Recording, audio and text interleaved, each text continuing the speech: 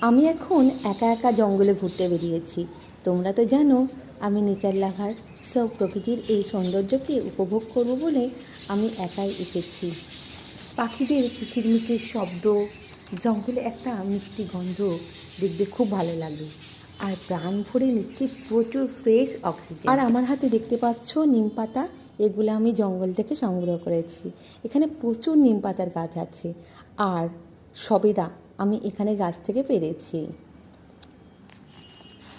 আমার বাড়িতে প্রচুর গাছ আছে, অনেক সময় গাছে পোকা লাগে, কিন্তু নিম পাতার জল যদি ফুটিয়ে ঠান্ডা করে সেই জল গাছে স্প্রে করো তাহলে তোমাদের গাছ দেখবে অনেক সুস্থ থাকবে, পোকামাকড়ের হাত থেকে রক্ষা পাবে গাছ। দেখো জঙ্গলটা তোমাদের ঘুরিয়ে দেখাচ্ছি, কত সুন্দর দেখো। আর দেখো গাছে কত এখানে আম হয়েছে। ভিডিওটা যদি ভালো লাগে প্লিজ তোমরা সাবস্ক্রাইব করে দিও আর কমেন্টস করো।